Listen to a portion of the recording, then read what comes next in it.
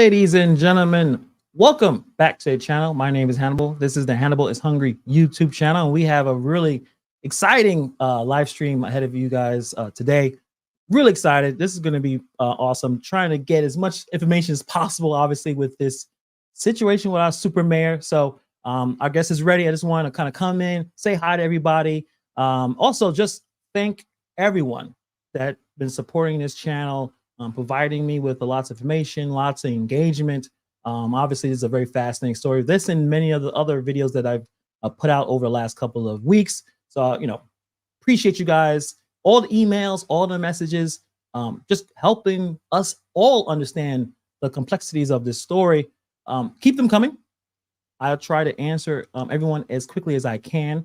And it's awesome because the people of Dalton are good people, and they've been helping me from the beginning, from day one of understanding this story, understanding what's going on. So let me say hi to everyone in the chat.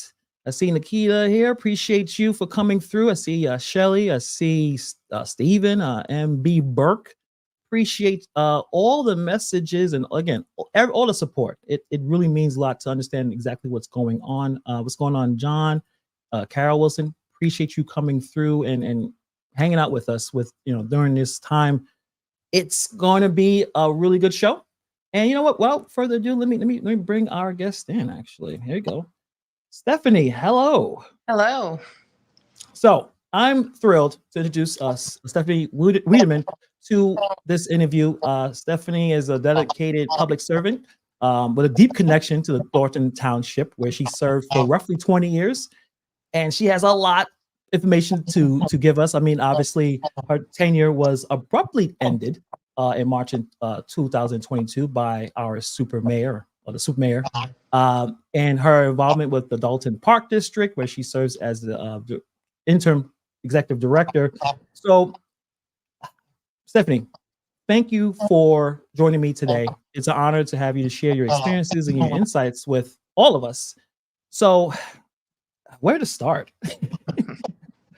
We could start something kind of easy in terms of a little bit about yourself and how you came to work in public and local governance, and what inspired you to get involved. I'll be honest, I haven't talked to anyone that had experience in local governance, so I guess that's a pretty easy one to kind of jump into.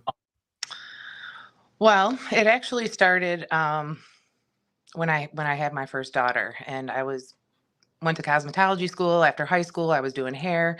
I had my first daughter, and then I realized that there was no health insurance, and there was no, the things that were important for assisting in raising children. I wasn't provided through that. So I got a chance to apply for a seasonal position at Thornton Township for a tax refund program.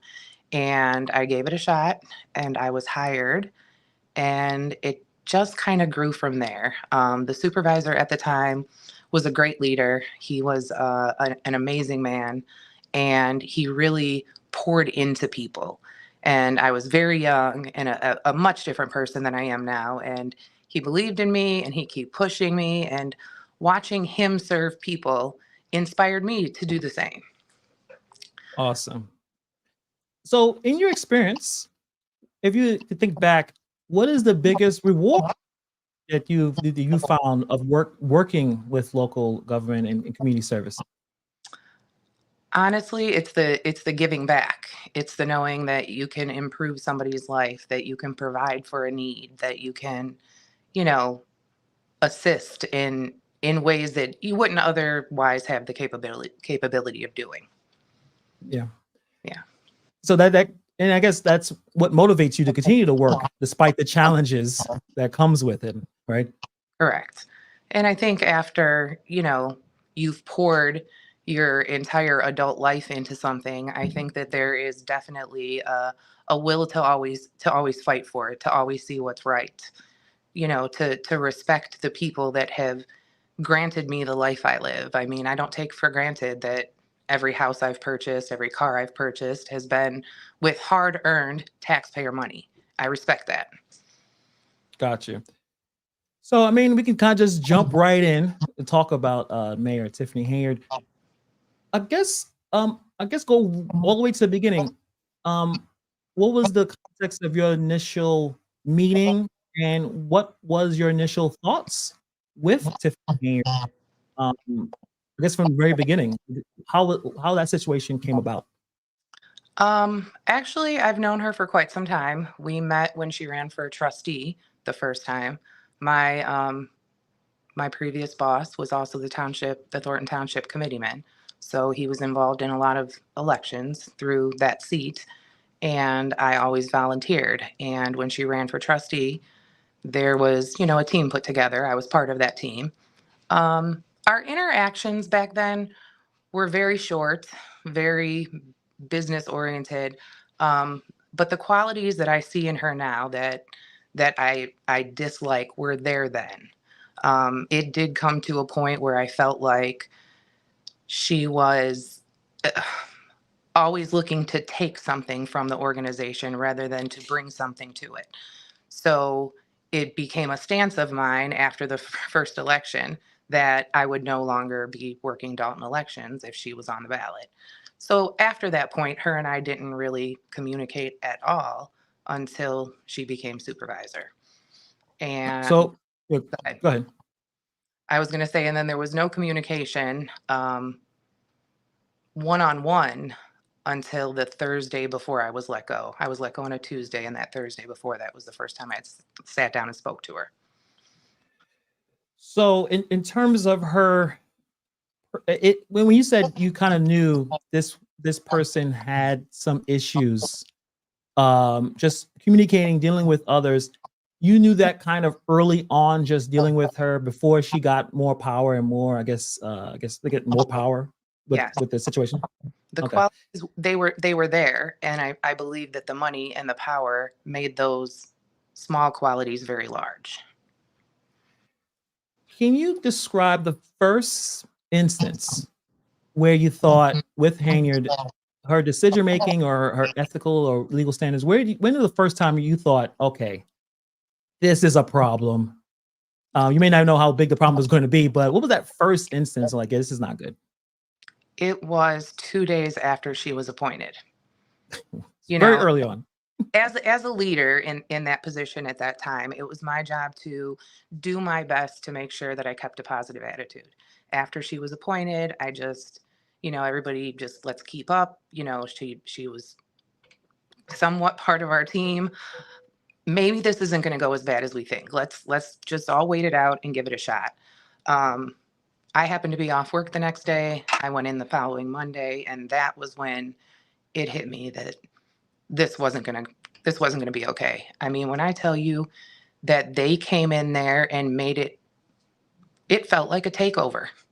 I mean, just busting in people's office. They have, trustee Andrew Holmes with a list of everybody's salary. He's walking around with somebody talking about, well, they shouldn't make that. I mean, it was just all very inappropriate. There were police, and they treated us like we were criminals in a place that we didn't belong, but it was our home. It was just very aggressive and very hostile. And that was when I realized that this wasn't going to be an easy transition for anybody. When you first started to talk about your mentor, I think his name was Frank Zuccarelli. Did I pronounce that correct? Mm-hmm. So it seems like you said a takeover. Did Henyard had an issue with him? Obviously, like, what was there any issues with that situation? Because, like you said, it seems like she kind of came in and wanted her own people, her own team, and kind of wanted to push everyone out. Was there conflict before that with the previous administration?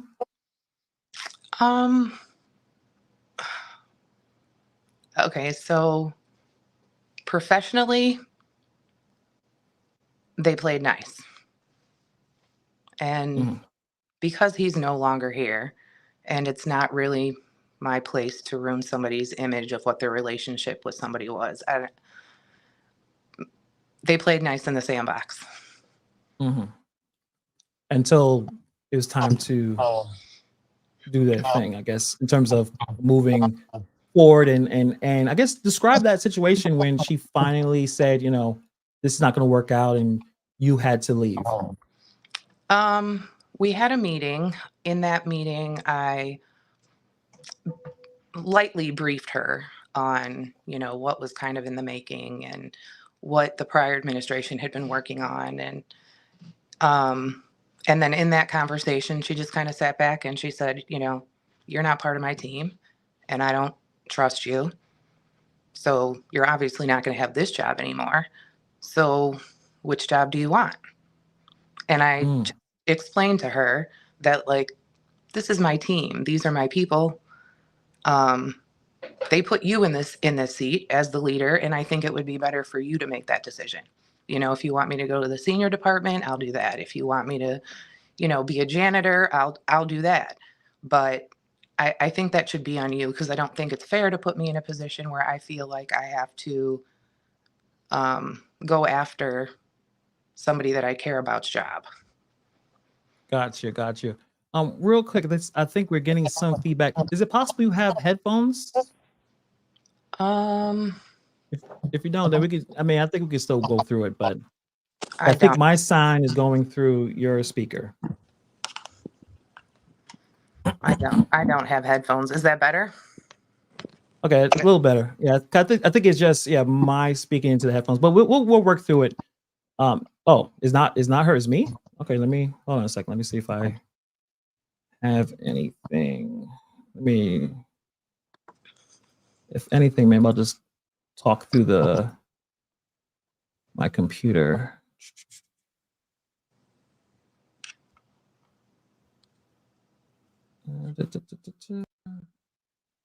All right. Can you hear me? Yes, I can hear you. Okay. Yeah, I think it's still a little off, but I think we'll work through it. Because this is really important to talk about, and I can always edit it after the fact. Appreciate you, Timothy, for the membership and gifting the membership. Really appreciate that. So the first time I saw you on a few news programs talking about some of the spending and that was going on. And when I joined the Dalton's political or politics Facebook group, you were dropping a lot of information about the lavish spending. Are you even surprised of how over the top and lavish the spending was going on with her and her team? Oh, absolutely. I mean, everybody should be. It's all of our money.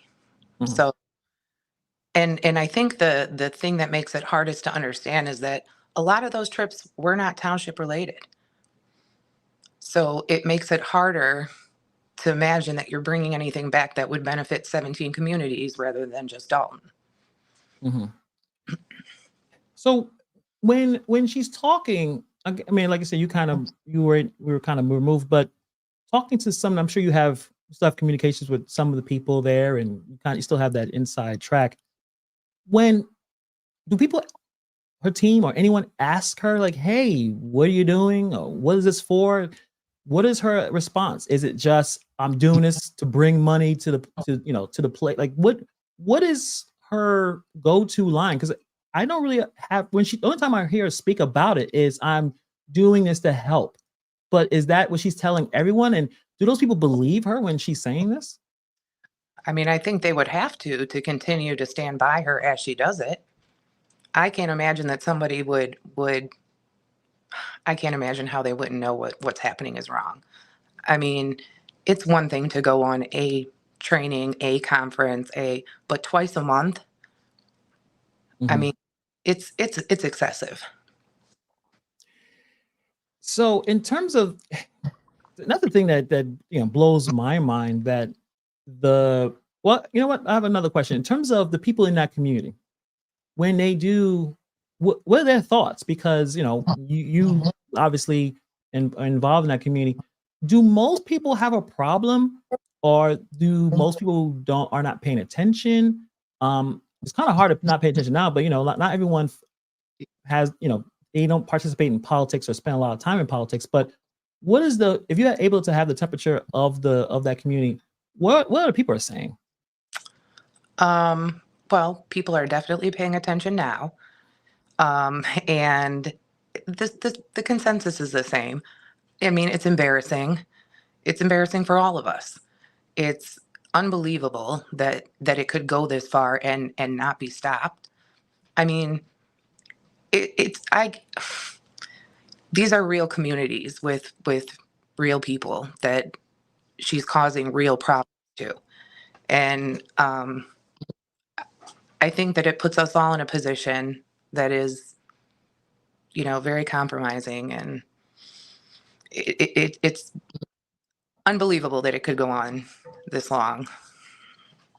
So one of the things I saw a video of the music videos, and she's using city workers, police officers, doing all these dancing and all this stuff to, I guess, try to boost her image.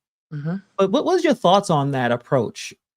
Where did she get this approach from? Like to do that, like I said, it just seemed like she's really focused on her image.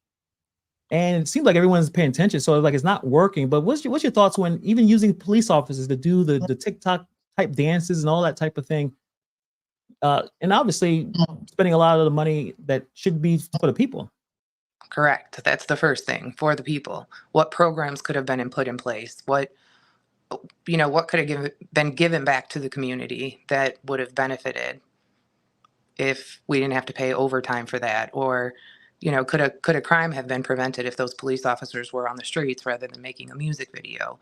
There's a lot that goes to it. But yes, her image it means a lot to her.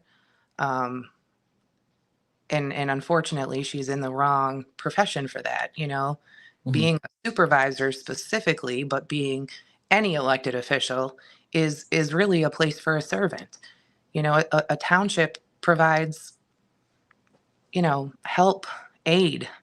It's really a give back position. So to have somebody in there that's so worried about their image is disturbing, and it's even more disturbing that we're paying the cost of that. The recall effort, because I get a lot of messages and a lot of engagement with the comments about why recall. I mean, how did you feel when that didn't pan out the way I think most people wanted? It was disappointing. I mean, all 1,900 people that voted to remove her were very disappointed, and it was discouraging, and people felt like their voice did not matter. It was a tough one to push through, but Dalton is a strong community. They really figure out a way to band together, and I mean, there's some good people out there, and I think that the media in general doesn't necessarily do a good job of pointing that out. We have poor leadership, but a great community. If you could describe Mayor Henyard's leadership style, how would you describe it? Dictator. Yeah, it's as simple as that, right? Yeah, I mean, it's interesting in terms of that dynamic between Henyard and the village board and trustees.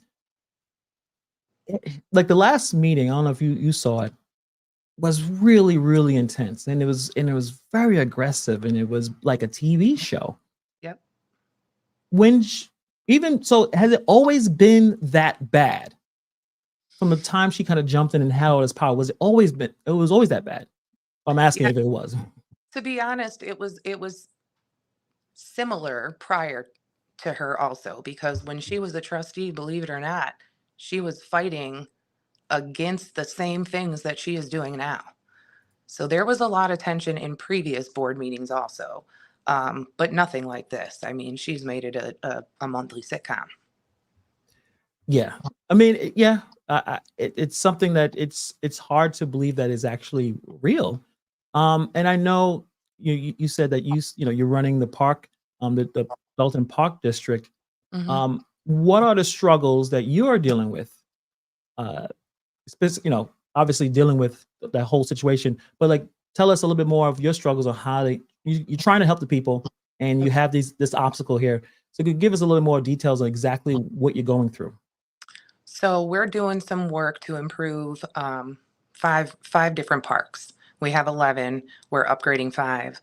We're in the process of one where we're trying to put in a walking trail, some fitness equipment, a gazebo, a new parking lot. It's a big project. It's a lot of work. And we are trying to get through the permitting process.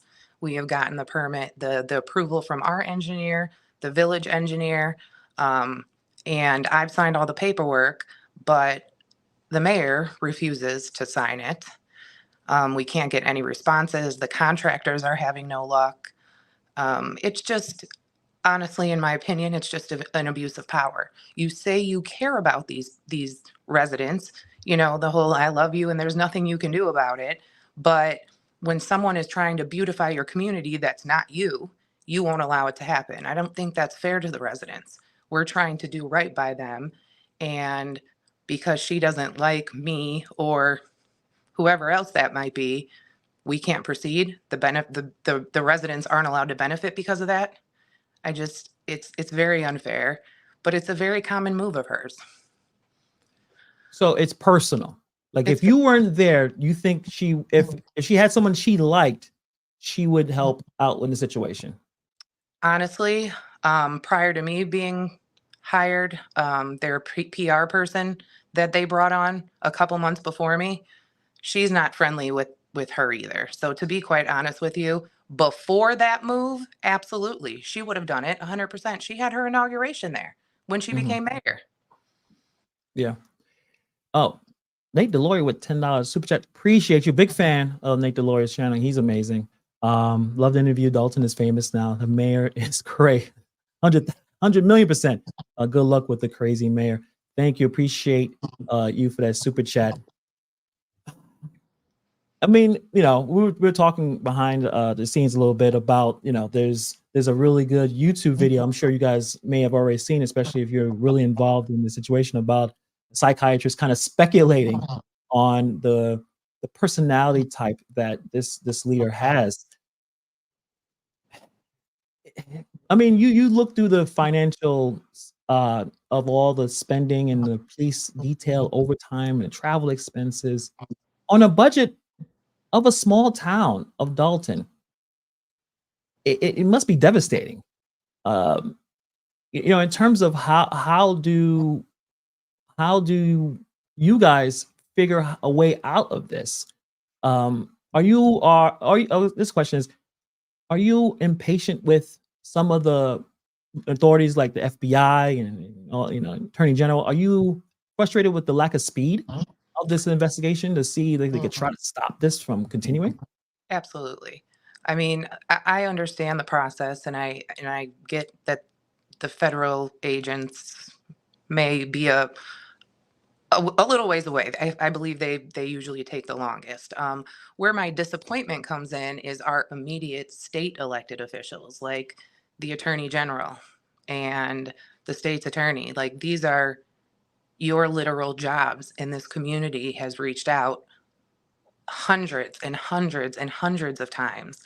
And I feel like the what feels like unwillingness to really help is discouraging.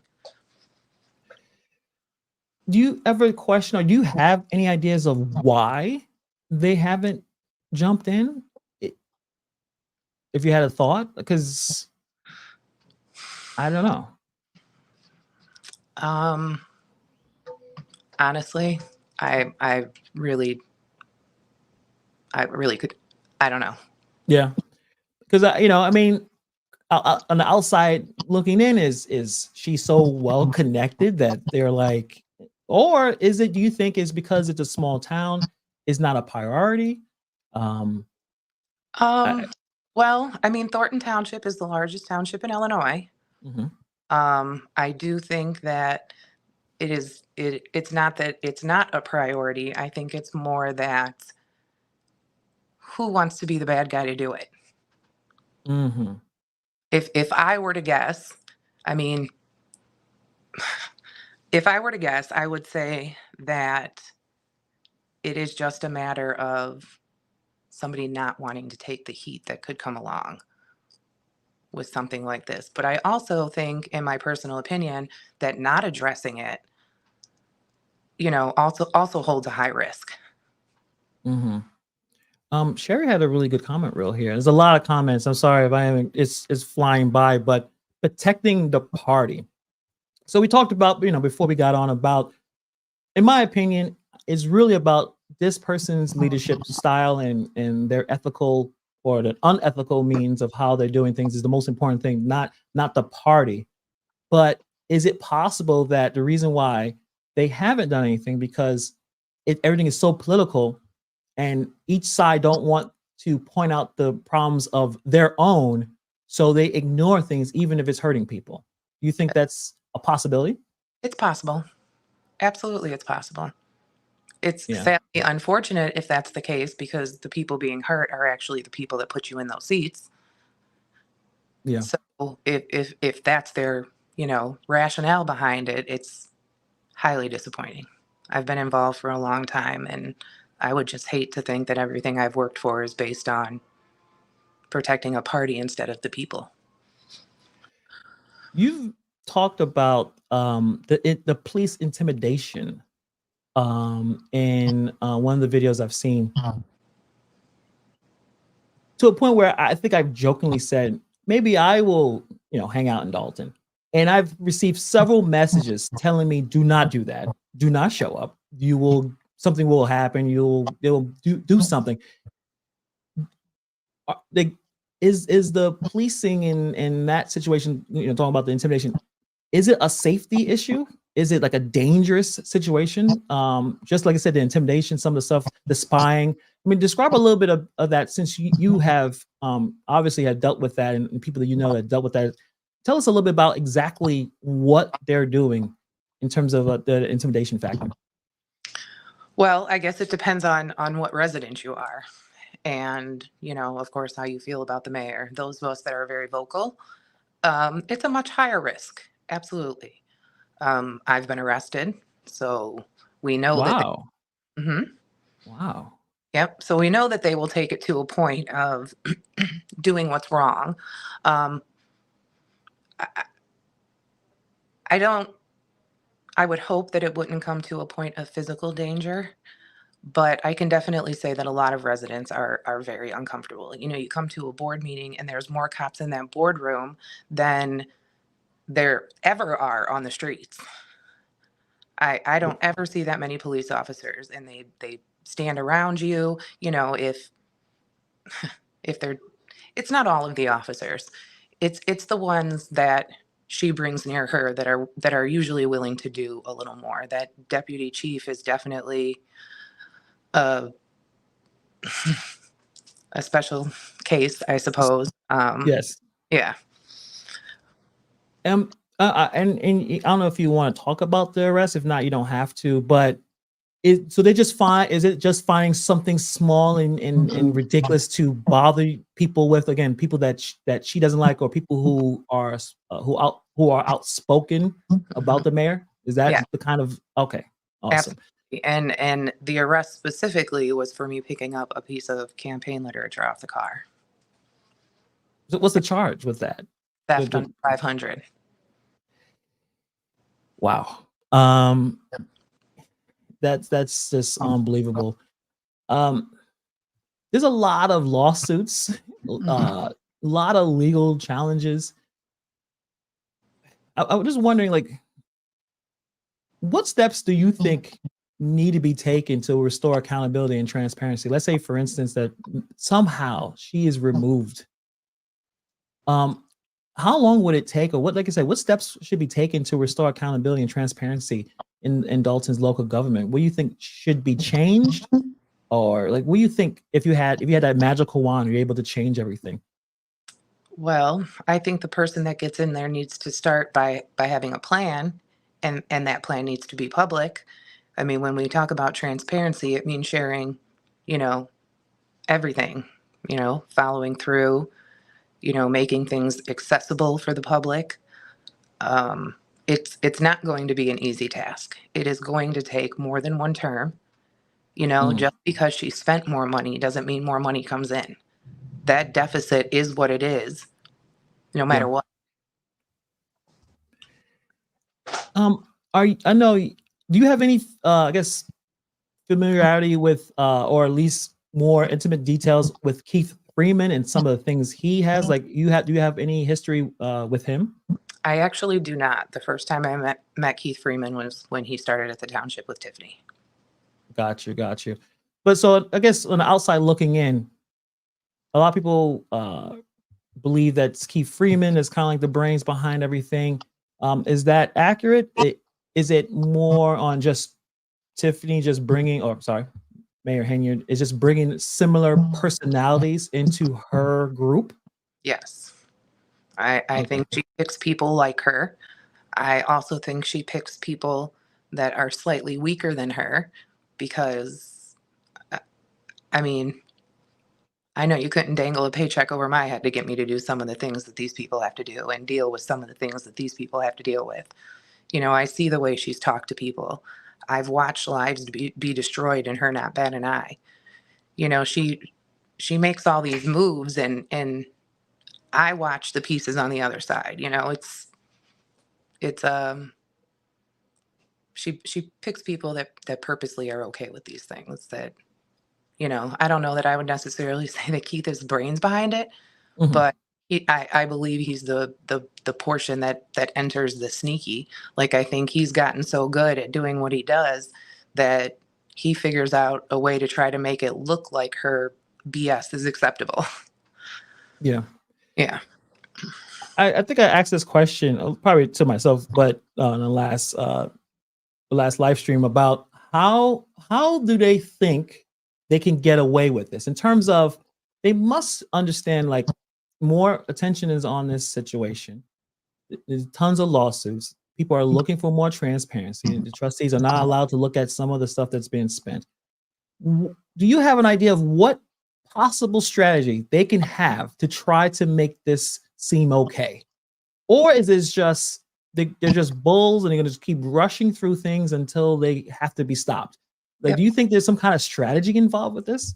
I do not think there is a strategy. And furthermore, if I'm being 100% honest, I'm not sure that she even believes that she's doing anything wrong.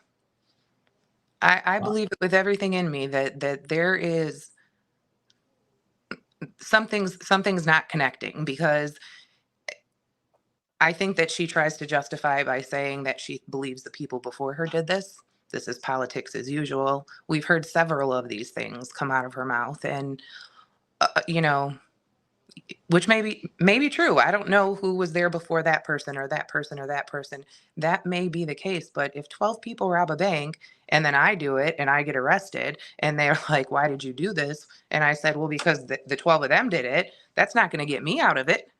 Right. Wrong So is the wrong. Yeah. justification is not there, but I do believe that she thinks because some of the things she does is good, that the benefit that she gets brings to herself is acceptable because I gave here, here, and here. So if I take here and here and here, it's okay. Yeah, I definitely noticed that where when she gets into her fit, it's a lot of what I've done and basically, like you say, trying to justify Yeah, that, she hey, is I've right. done this, so I deserve some of the kickback. Right. I'm missing a few super chats. Let me just break them down a little real quick. Vivian Allen with $5 super chat, appreciate you. John with $20 super chat, appreciate you. Great interview, love her passion and integrity. If I can help her in any way, I'm happy to do what I can. Awesome. Journey Junction, Path to Possibility Hub, appreciate you being a YouTube member. And Shawreen Burns, appreciate you with $10 super chat. At this point, to restore Dalton, incoming leadership needs to clean house. Everyone needs to go. What do you think about that in terms of cleaning house? Like, I know there's people there fighting this, especially in the Dalton, especially in those meetings with trustees. But do you think that would that be a good idea to just, okay, this didn't work, let's bring a new group? Or is it just let's try to investigate who did wrong and who did right and kind of go like what would be your idea with that statement there? It would be just that. let's get in and figure out who did what was right by the people and who wasn't. I'm a people person. So my initial reaction, although it may feel good, would not be to just come in and clean house, because I don't believe that all of those people are bad people. I mean, it's just not possible. Some of them work, 6 levels removed from her. They don't know what's going on. They don't know the inner makings. They just come to work and do their job. Like, yes, they read what happens and they see what's going on, but they don't notice that at work. That's an internal thing in the administration. And if you're not over there, it's not fair for their stuff to be thrown on people. I think that, like I said, it may feel good, but everybody deserves a shot. Yeah. Yeah. So one of the bigger, I guess the one of the, I guess you call it low lights, not a highlight. She plays the victim, at least in my opinion, of I'm the first this and the first Black woman. They're going after me, race. I mean, in terms of your interactions with her and when you had to deal with her, and obviously with your current position, do you think race is a big deal in her head? Absolutely. In terms of and why? I'm not sure why. I think obviously because she was the first in that supervisor seat. I mean, absolutely, that's a great thing. And guess what? We could have made it an even better thing had you done right. But you chose the wrong path. That has nothing to do with you being Black or white or a man or a woman. Yeah. It wasn't that a Black woman took that seat. I mean, for crying out loud, the woman that we wanted there after the supervisor passed away was a Black woman, just not TIffany. Right. Right. And are you surprised how she was able to gain that support to become the supervisor and the mayor? Like, Yep. I guess we would say, what positive attributes? Is it just her ability to be, I guess, charismatic, or like, I'm wondering how she was able to have so much power and be this, I guess you could say, incompetent, or just like I said, in her head, think that she's doing great. How she was able to get that much power in the first place? Well, the mayor seat was a lot of, circumstances, and, COVID had just ended. A lot of people weren't really coming out to vote. The mail-in ballot thing was still kind of sketchy. We had a very low voter turnout that election. I mean, she won the supervisor election with less votes than she got ousted in the recall. More people voted her out than in. So it was just because it was a low voter turnout. There were a few people in the race. The prior mayor had some health issues that the public knew about. I think all of those were factors. And the supervisor seat was, I mean, you couldn't put together more sets of circumstances to lead to one horrible situation ever again like that. I mean, it was just a matter of timing and the board not able to agree, and what probably should have went to a public vote to just let the residents decide who was in that seat.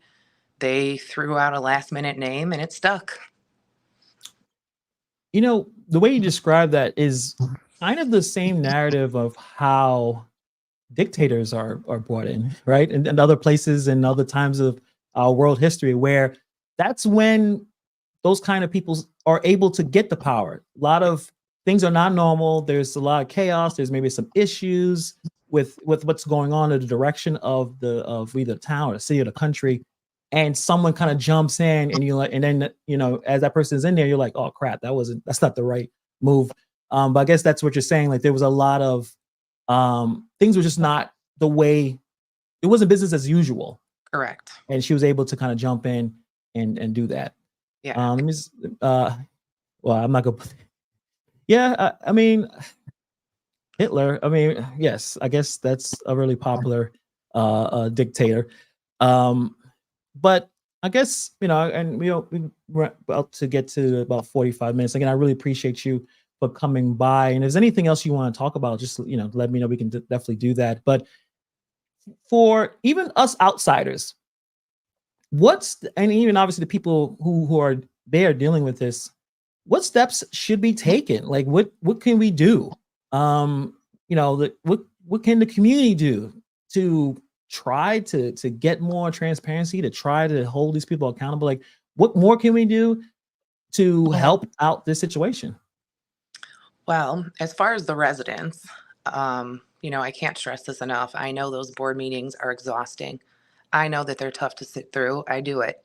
It's difficult. But that's really our power. Our power is in those board meetings. We get the chance to get up and speak. They did move the public comments up to the beginning of the meeting. Everybody can get up and speak, and then they can leave and go watch the rest of the meeting from the comfort of their homes. But I think it's important that people really come and voice their opinions, because if people are being silent, then the narrative she sets out, it can stick. She's employing a lot of people. Those people are required to come to those meetings. So when you're in the building and it's just you and all of her people, it makes it seem as if, there's no support on the other side, when really it's a lot of support on the other side. The residents really should just come and voice your opinions. You can do it politely. I know it's tough for them because they live there and there's the chance of tickets and things along those lines. We've seen it happen, and I get that. But their voice is needed. As far as the people, like yourself, the people on the outside, I think that the support that we feel now is really the push that was needed.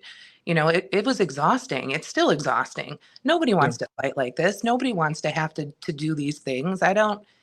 It would just be nice to be able to do things together and to be able to, be a community, not make residents feel like they're torn between, different events. And if they go here or if they say this, or it's just time to move on, and people are tired. And I think the support we get from the outside really helps give that extra energy to push, to know that, people care and they're listening and we matter to them, even though we don't matter to our leadership. Got you. So what is your feeling of the future? Like, let's say that by the end of this year, do you think, like, I guess I'll have to ask this question. I'll end it with this. What is your feeling about the future of Dalton and a township? Like, what do you think is it something positive happening, or you still think that there's still going to be a lot of issues in the future, next year or so? I think that the next year or so is going to be a tough road. I don't anticipate that we'll be out of the situation we're in prior to the next election for those seats. I hope that it does. I just don't anticipate that it will. But we do have some strong leaders here. We've got some leadership that, in my opinion, if these people really stepped up, which it seems that they are. I mean, it's going to be fixed. I mean, it's going to take a while, and it's going to take a community. But we deserve it. Dalton deserves it. Thornton Township deserves it. Like, it's going to be a fight, but there's a group of us that are going to do it. And after this next year, I think that the road will get much less bumpy. Gotcha. Well, I appreciate you for coming through. I appreciate your resilience and talking about this, even when there's a lot of chaos and a lot of incompetence and just overall a whirlwind. But talking to you and talking to others, you guys are strong. You guys keep fighting, and like you said, more in the community needs to show up, especially at those meetings, to let everyone know that it's not just you guys; it's everyone's, like that silent majority that needs to air or at least air out their grievances or whatever it is, to say something to bring that community together. So I appreciate you so much. Guys, she said, she was nervous, but I think she did an amazing job. I think you did a great job. If you are ever interested to come back on, just let me know. I think you did, again, fantastic job. And if any more information or something that comes up that I think that I should know about, or obviously our community needs to know about, especially here on the channel, you're always welcome to come through again and talk to me. So I really appreciate you for coming through. Thank you so much for having me. No problem. Enjoy the rest of your night. All right, you too. All right. Bye-bye. Oh, kind of jumped out there. Stephanie Wiedeman, guys. Really appreciate her for coming through and letting us kind of know what's going on and having at least a plan to, or at least some inspiring words to the people who are there. You're going to have to show up and be public and understand that there is a lot of intimidation with the police and the stuff that's going on there. Listen, I think it's a fantastic thing that I think that the mayor is starting to get nervous, just the way she's behaving, and some of her lackeys are getting nervous as well. We'll be talking about that real quick. But you definitely want to show up. You got to show up because, if there's a silent majority, that majority needs to be louder and we can get people to really understand what's going on here. So we need to talk about some of the issues with the police and the mistrust that the community the community with the police. And I want to spend some time to talk about Alexis Wilson. I've received so much information, emails, and conversations about this situation and many others. It kind of blew me away. I'm in New York City, so police misconduct and abuse of power is something that I'm pretty familiar with, living in New York City, living in Brooklyn. But checking out some of the videos, checking out some of the stuff that some of these cops are doing, it blew me away. I mean, we will talk about some of this. I guess I don't know what's going on in terms of the lack of transparency. So Alexis Wilson was 19 years old, and she died at the hands of the Dalton police officers following a fast food restaurant altercation. And it's still, to this day, raised a lot of tension and questions within the community, to a point of why the mayor is spending so much money on security stems from that. While the investigation seems to be ongoing, there's a lack of transparency, and there's discrepancies in the narrative of what exactly happened, and it's just fueling the distrust towards the police department. It's highlighting underlying concerns about systematic issues. So, on July 27th, 2021, the police were called into a drive-through where Wilson was reportedly arguing with the employees due to a late-night service denial. The official narrative claims that Wilson threatened staff with a weapon, leading to an officer intervention. But however, the family and many community members dispute this, talking about the absence of a clear weapon and the available video footage. And the video footage is at night. It's really hard to see exactly what's going on, but the situation escalated pretty quickly when Wilson was distraught, undressed, attempted to drive away after the cops decided to punch her, and the cop that was there for just mere seconds. The officers alleged that she dragged one of the officers before crashing into a nearby building. This claim aligns with the police firing upon the vehicle. That's the official narrative, results in her death. But there's a lot of disputing factors. First, they were not transparent. The family trying to contact the police, they're not getting the information that they believe is necessary to understand exactly what happened. Taking a long time with the body cam footage. The footage is edited. You can tell it's edited. It's not the full footage. At least when I'm looking at, things are jumping, and when you do a lot of videos, making videos, when things jump compared to a one single shot. Like right now, this is one clear shot. So if you saw me jump across, then you'll know that this is not live, this is recorded. So you can look at some of the things that there are some questions, and there's a pattern of behavior with the Dalton police. And we talked about this in the last video with Lacey and the way he handles situations. Very aggressive.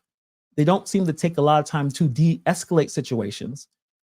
So it's when you see multiple instances of misconduct, you think it's a systematic issue because are they not training? They're not moving. There's a comment right here, no cop was dragged. So I saw the video, and I don't want to put it, it's pretty rough to just to see and to look at, but it's online. When you see the video, I don't see a dragging. I don't. I don't see the dragging. I don't. I see the two cops on the side. The car goes, but they're not. No one's being dragged. The problem is, and I've learned this in New York and in Brooklyn, just dealing with some of the cases I've seen with police misconduct. What happens is that when the police do something, and it could be wrong, could be abuse of power, the cops kind of come together and say, all right, guys, what is our story? And we all got to say the same thing, guys. Let's all make sure. And they'll say, okay, you've been dragged. There's a weapon. Like, they have to have their narrative constructed. But that just going to cast doubt on transparency. The family is saying, hey, there's limited information sharing. If something happens to my child, I want to know exactly what happened. 100%. No hide. Like, if there's an officer that did something wrong, they need to be able to stand up and be accountable. Because what's happening is right now there's a lack of charges. No one has been charged with this. And it just amplifies the perception that no one's being accountable and they're just trying to sweep things under the rug. And the thing I've noticed with one of the biggest, police misconduct lawsuits that went through was a separate case, a different case, but it's the biggest lawsuit ever, with $33 million awarded to the family of these two men. The situation happened where I think the police were in pursuit of a person running a red light or a stop sign, going 80 miles an hour through a community, running through lights, pursuit of this vehicle, ignoring commands to stand down, going to a point where that car crashed into a dead end. One man dies, another man has traumatic brain injury that needs lifetime care. And they were awarded the most money in Illinois. Like, this is the largest case in Illinois, happened in Dalton. The more I check this story out, it's you can tell there's something going on. And now TIffany, the mayor Henyard, had that statement that got a lot of the community upset, saying, I stand with the police and they prevented a crime, which is a terrible statement to make if you don't have all the facts. She loves to say, state the facts, state the facts. If you don't know all the facts of something, you would think more of an appropriate response will be, let's get all the facts first before we make any decisions. But she wanted to say what she had to say. And the community was upset. So they had a protest. And the protest was, I guess, near her house or around her house. And this is where the problem is, where she says, I need all the security. Now, spending $1 million for her to walk around like she's a president, walk around like she needs Secret Service. All she had to do was clarify her statement, apologize, at least work with the community that's hurting because of this situation. But she decided not to. And the problem is with that is we're dealing with a person with their personality that they think they're doing nothing wrong. They think they're doing amazing work. If you don't like her, she don't care. Like, if you don't like her, she does not care about you in your situation. As we see tons of cases of this pattern of behavior happening, these frustrations are just resonating with the community and already grappling with concerns of, is there a racial bias within the police department? A history of perceived insufficient investigations into police-involved shootings. So right now, everyone just wants more information. They want to have the ability to be transparent in this small town here. Why the police officers seem to be very aggressive with what they're doing? What's happening? Is there a systemic issue here? I mean, that video I've seen, we put the video, and that was a hard video to check out, where it was a mentally ill woman going through an episode. She's doing something with her shirt, tying it around her neck. And you have Lacey saying, oh, don't worry, she'll just pass out, she'll be fine. That kind of attitude seems like it's a deep-seated attitude with the broader police department. So right now, I think a lot of people are just looking for answers. Thank you, Nike, for the $2 super chat. Justice for Alexis Wilson. Answers need to be asked. Like, we need to know what happened. And it's been several years of what's going on. And I see another comment here, family hurting, community hurting, women hurting, young girls hurting. And it also, yes, Perez. So Perez, this particular officer was involved in other cases of alleged misconduct. If there's a pattern, just like, when I decide to make videos or talk about certain people and, declaring them to be a predator, a scammer, it's not just one thing they did wrong. It's a pattern of behavior. We point out and say, well, you did this a few times. Something needs to change, whether you need to be retrained or not be a cop at all, because these are really powerful positions you have in the community. It's really powerful positions you have to serve the people.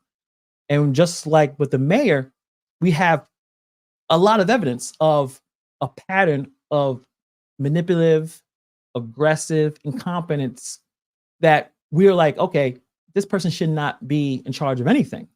So this issue is something that needs to be talked about, obviously, along with all the other problems that the super mayor has involved herself in.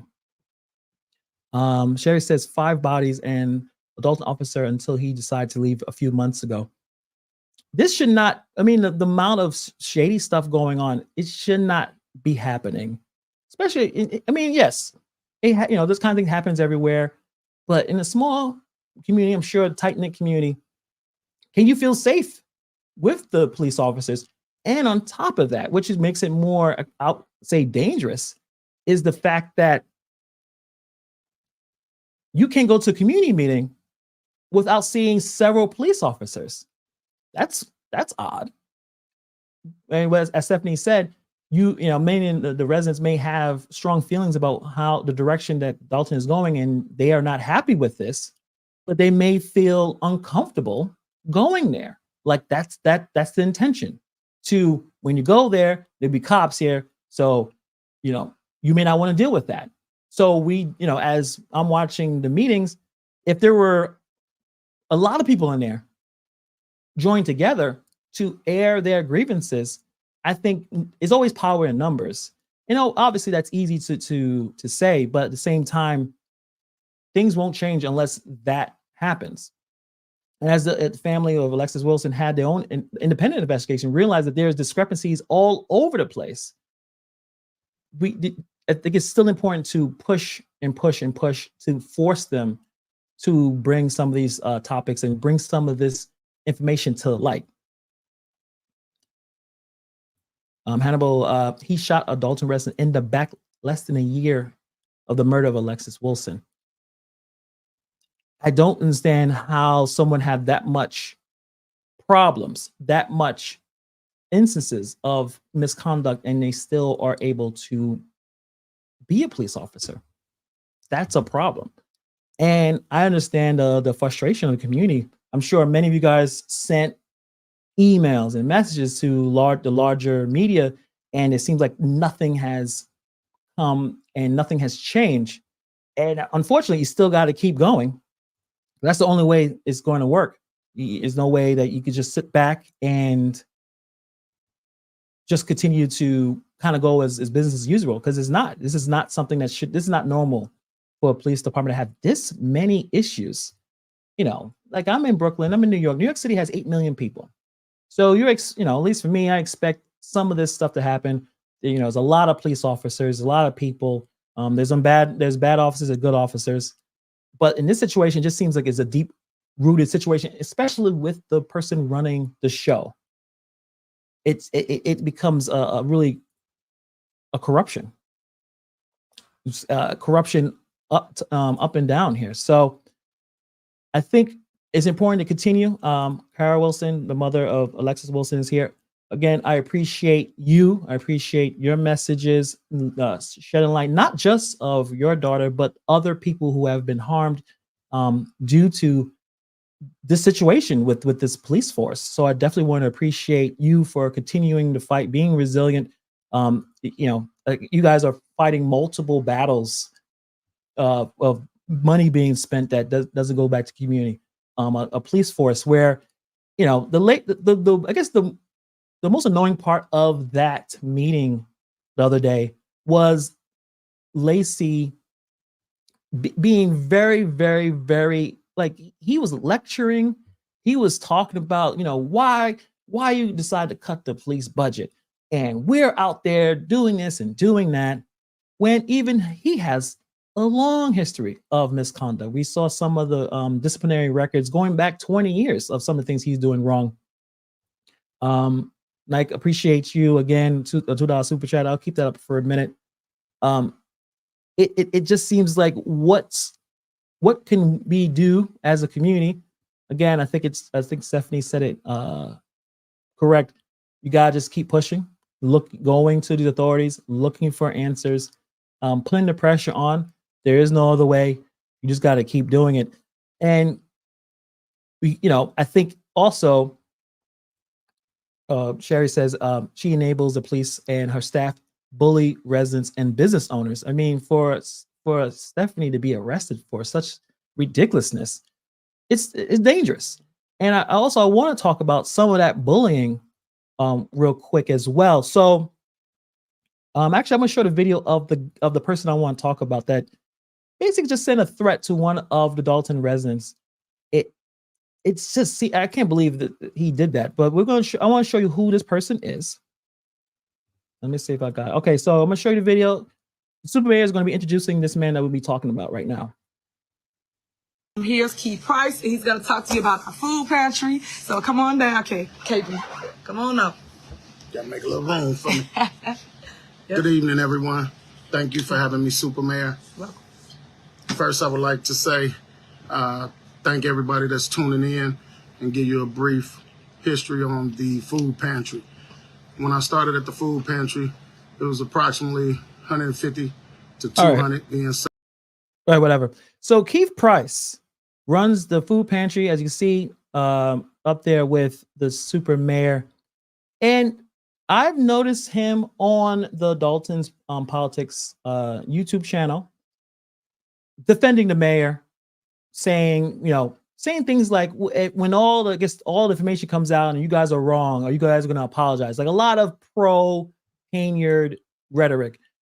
And everyone has a right to have their own opinion, even if it's ridiculously wrong, and that's fine, right? I mean, everyone's able to speak and do that. Cool. That's not a problem at all. Thank you, $20 for super chat. Brilliant disguise, justice for Alexis.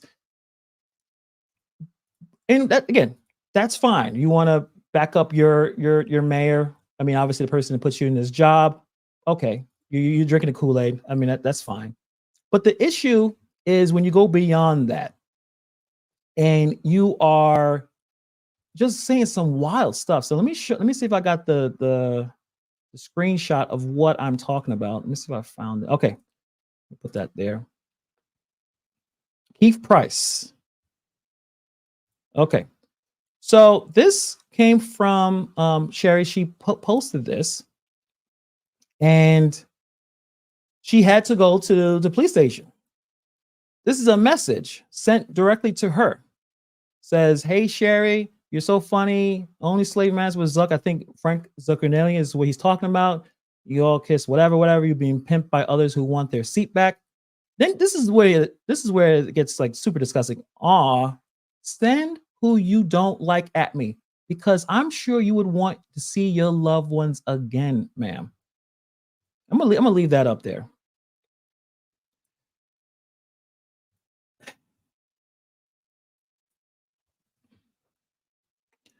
It seems like this mayor just surrounds herself with criminals, thugs, goons, not bright ones either. What is he? I mean, that's a threat. A person that's running the food pantry, who works for the mayor, is sending threats on Facebook. Not bright, because that's a threat. And yeah, Sherry, I'm not afraid of him. But if this is the kind of people she surrounds herself with, that's why we have so many problems. From the people spending this money, all the lavish trips, the fake charities, all of these things.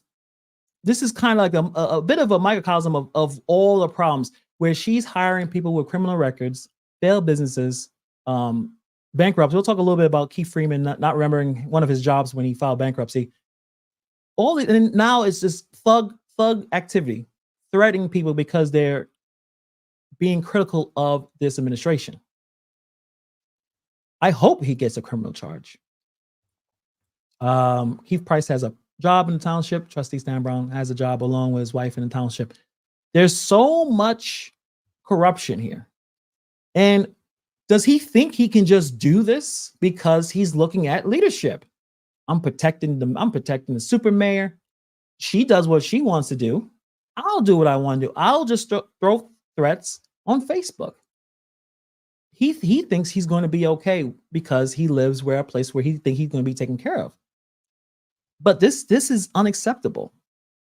It's unacceptable. You can't do that. I mean, regardless of the fact that he probably needs to go back to school, because yeah, it's a little difficult to even figure out what he was saying. But right there, saying, because I'm sure you would want to see your loved ones again. Yeah, I mean, I'm sure they don't. I think most are good people. I don't think anyone is saying this is something that's acceptable. Thank you, Craig Nate. Highly unacceptable. This person needs to not work definitely for public service. He needs to have the police visit his home and see what's going on with there and see what other threats, what other things he has been doing. It's pretty disgusting. And I couldn't believe it when I saw it. This happened yesterday. Right, Sherry? I think this happened yesterday. And I'm looking, I'm like, this guy can't be serious. This is the same guy as the super mayor talking about the $1 million giveaway and forced him to go on camera because remember, super mayor and Keith Freeman is trying to stop Dr. Scott in her pantry because everything she does is responding to what's going on in the media. So when a story pops up, it makes her look bad. Again, her image is more important than, I guess, helping the people. So when she sees a story that's critical of her, she tries to do cleanup, and that's why he brought this goofball into the mix to talk about how much food they're providing and all that type of thing. Well, this right here, he should be fired. So I'm sure the mayor's gonna see this and see other YouTubers talking about this and other content creators, and hopefully the mainstream, a little bit of mainstream media. How does he stay in his job? But we have, again, a pattern of her hiring not the best, the worst people. Pretty Pink says, yeah, kissing that ring. When everyone was able to go up on that meeting and all that script from all of her enablers, all the lackeys saying the same thing, to a point when Justin House just said, this is all a script. You guys all saying the same thing. Even Belcher, Trustee Belcher, said, this is all a script. She flips out, talks about, I'm the leader. You guys can't lead anything. I helped you. Again, just that kind of narcissistic behavior.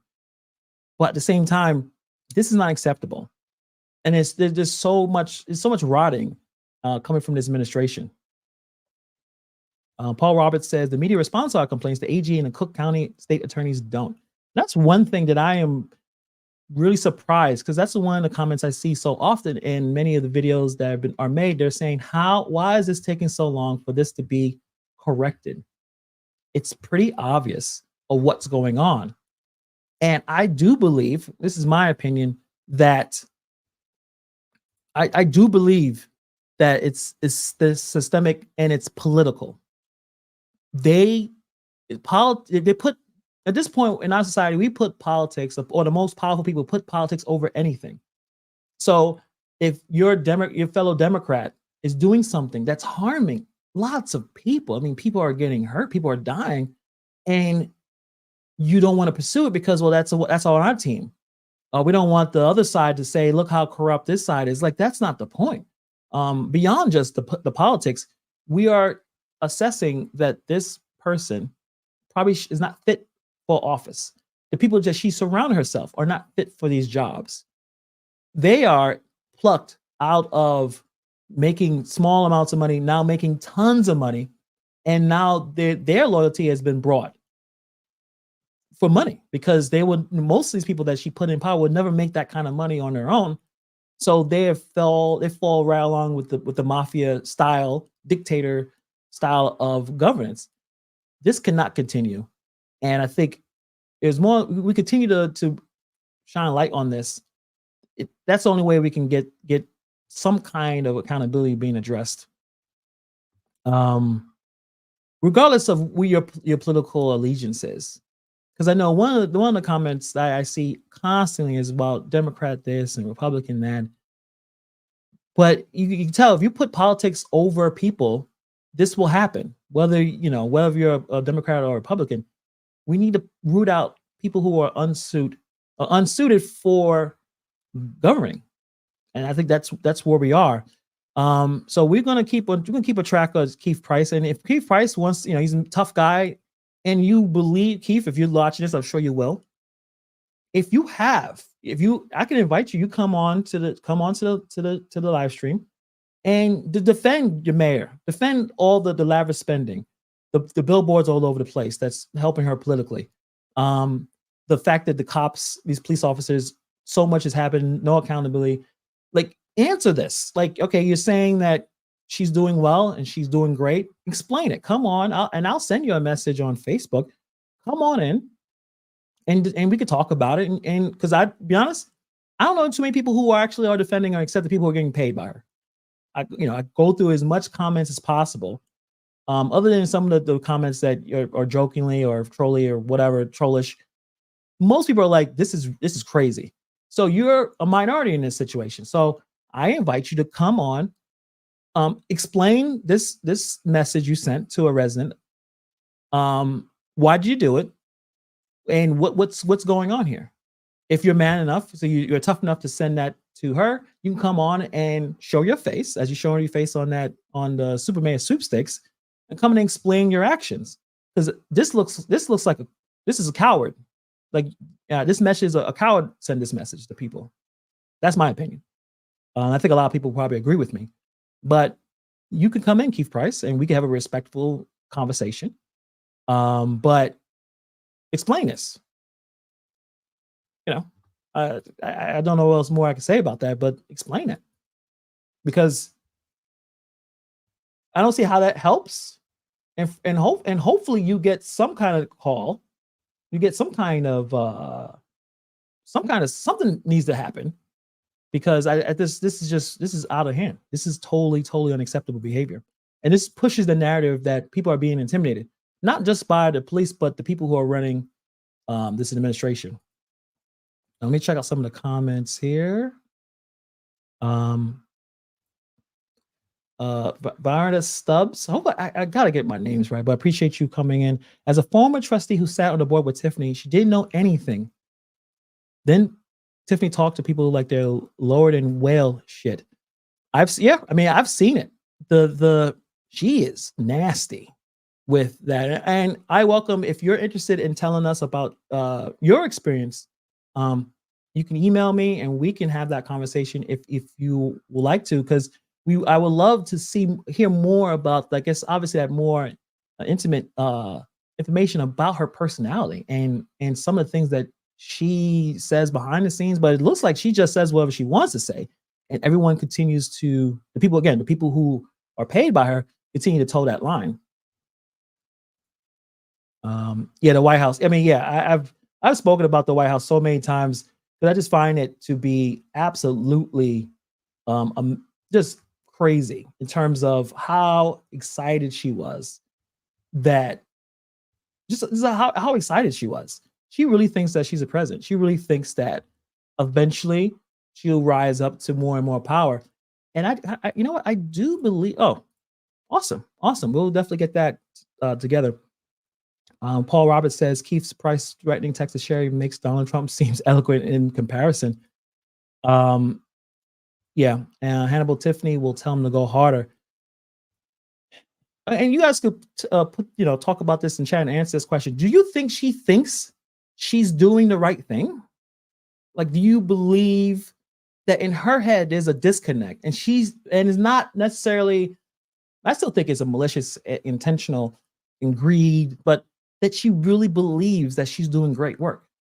That's even more scarier than someone just being a crook and being shady, because most shady people know they're shady and they're trying to exploit. But in her head, she thinks that she's doing great. That's kind of scary when you think about it. Villain Allen says she doesn't think. Pretty in Pink says most definitely. T says yes. SSM says Tiffany's a gangster. Yeah, thug. A goon. This is goon behavior. And then goons bring other goons around. That's why the first thing I saw, I'm like, that's a goon. Because usually, goons aren't that bright. I mean, like, I don't know, like this guy couldn't go. It's hard to, like the first statement, I don't know what he was trying to say. I guess the slave master was Frank Zuccarelli. Why was he the only slave? Like, what? Because what? He was a white person. So, like, I guess he's putting race into this, and then say, "I'm sure you would want to see your loved ones again." That's thuggerish stuff. That's your mafia. That's basically fear. I'm going to scare you into not talking about all the messed up things that's going on. So, I want to talk really quick about the Keith Freeman story. Let me see if I can pop that up real quick. Again, just more shadiness. I mean, it's not much of a surprise. Many of you guys probably already seen this, but I just want to talk about it real quick. Let me see, share the screen.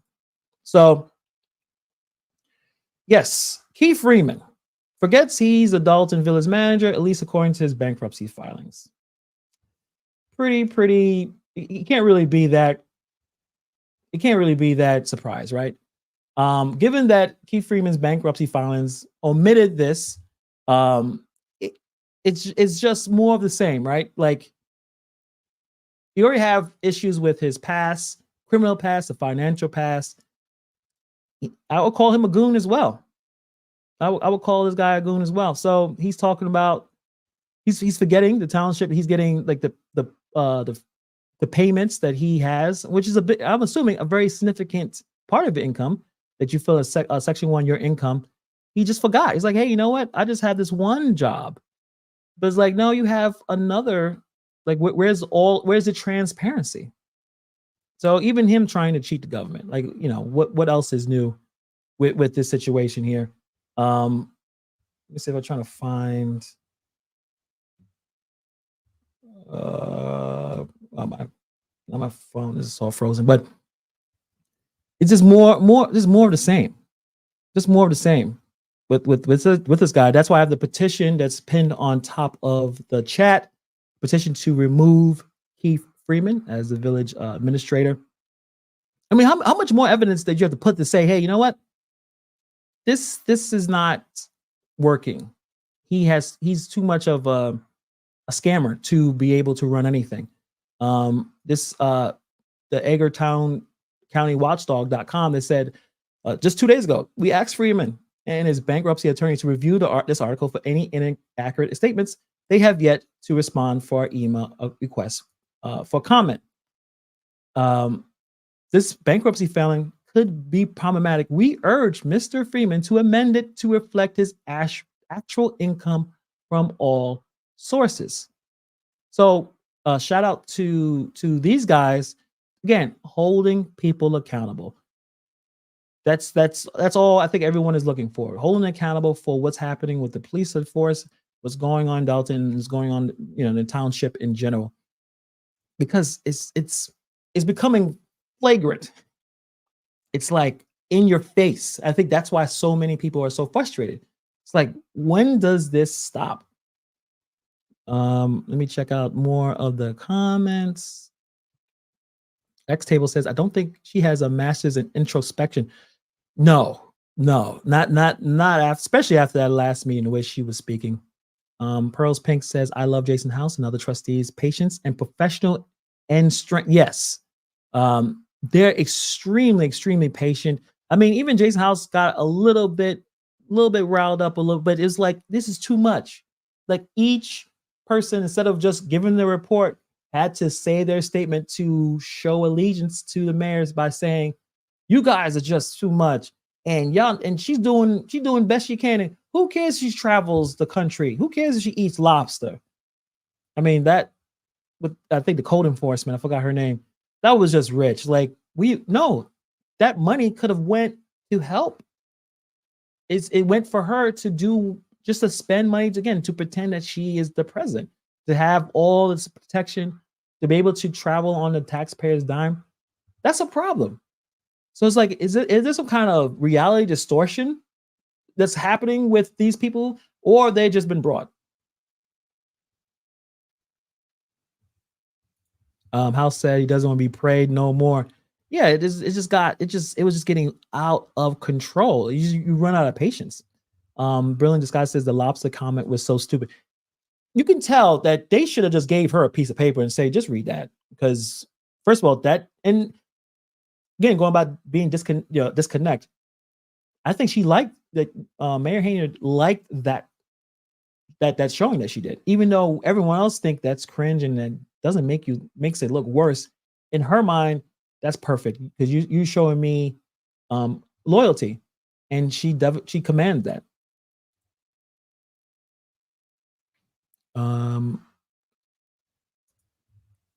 She's going to stay in power because of the evil bullshit. She will probably win again next time. People don't vote the same way next time. So again, I don't feel sorry at all.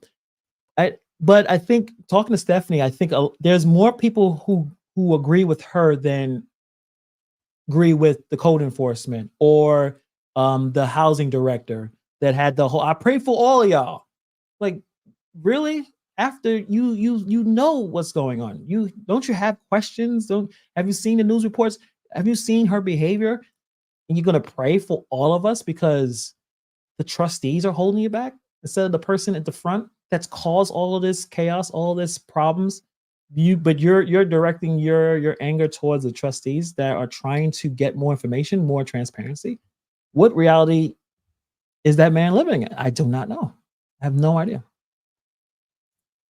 Yes. Oh, there you go. So yeah, guys, check out this YouTube channel. I'll if I had a chance, I'll put the link in the description below. So actually, I'll show it to you guys right before we head out. You guys definitely need to check this this YouTube video out. Maybe I'll actually do like a reaction to it. Let me pop this real fast. Okay. So Dr.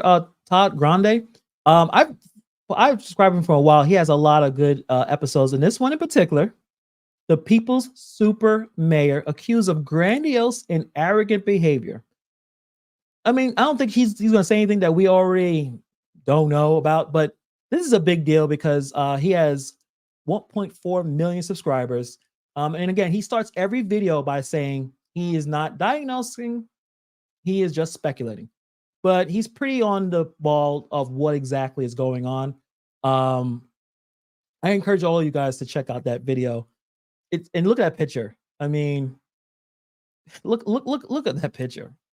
But yeah, he kind of breaks down a good amount of a background story, and then he kind of goes deep into the psychology of this person. That at this rate, there may be, the only way is to her basically being forced out by the voters or by the authorities. I don't think she's going to change her behavior, her strategy, what she's doing. I don't think the people that are enabling behavior seem like they're going to change. It'd be great if one of the others kind of break free from this hold and say, you know what, forget the money, forget the power, whatever that's there. I'm going to do something that's right. This is not right. This is not the way it should be done. You would hope one of them will do that, but it may not happen. So it looks like it's either going to be voted out or authorities kind of finally come in. Maybe it'd be nice to Attorney General, forget about politics. And again, I'm just speculating about that, and just hold her accountable regardless of what political affiliation she's in. You just hope that happens. Sherry says, people who say we deserve this, you have no sympathy, and it can happen to you. The energy is not needed and it's strange. TIffany is doing the wrong thing. That's on her. Yeah, I had that conversation, especially even earlier on, because that's usually a common comment from people, I guess maybe on the outside. You deserve this because you voted for her. You voted for her for this reason, that reason. You don't know what the reason why she was voted in. Talking to Stephanie, what she said kind of made sense. Her ascent to power came through a lot of chaotic situations, as many dictators are able to get into power. Things are all screwy. It's not business as usual. There's a lot of chaos coming out of the pandemic. People are still worried about being outside. We all have experienced this. Even when they had the vaccine prepared and they were scaling back some of these restrictions, people still stayed inside. So it just takes one person to kind of jump in during all this chaos to ascend and have the power. And that's what happened. This wasn't like a routine, everyday thing where it had a good amount of people there to vote. When they said the mail-in ballot was screwy as well. These type of things happen. It's not necessarily, not think anyone in their right mind would have realized this is the kind of person they're dealing with and vote them into office. Like, come on. But at the same time, people are going to have that mentality. Jason House, appreciate you coming in to the chat. Great interview with Stephanie. She's awesome. Appreciate you for checking that out. You've been doing, the Lord's work, just able to keep it together and continue to hold her and her administration accountable. I could definitely see it's heavy on you and obviously everyone here. So appreciate you for coming in and appreciate you. Just keep going, keep it with the fight. Hector, mayor's criminal must be prosecuted. And that's what we're kind of all waiting for that shoe to drop. Like, okay, what at least get to a point where she has to play more defense. And I think with all of the recent coverage, she is playing defense. Now, problem is when you corner someone, they could become more erratic. They could become more, I guess you could say, dangerous or reckless. So we'll see that, and we're just going to continue to cover what's going on. So on that note, I know we're about to go in an hour and a half. I don't want to keep you guys here for too long, but we will continue with this story. It seems like every day something new is happening. I know the Dalton Trustees YouTube channel, I think they're going to be coming up with a video. I know Jason House talked about that during the meeting, to continue to bring the receipts to show who's telling the truth and who isn't. And I noticed even when Norwood, Trustee Norwood and Trustee Belcher and House, they had their piece and gave her the business, she didn't really respond to what they were saying. She didn't. She kind of just took it in. And then, they talk about how, I'm the leader, you guys not leaders. That's not really answering these concerns here, because I don't think she has an answer. But that's just my opinion. But on that note, guys, yes, Alexis Wilson, we need to continue to fight to get more information about what happened. Simple as that. Really, that's a simple. Try to get them to understand, at least to truly bring true transparency. Stop with the politics. Stop with all the corruption, and we'll just continue to do that. We'll continue to put this out here. So, thank you guys for checking me out.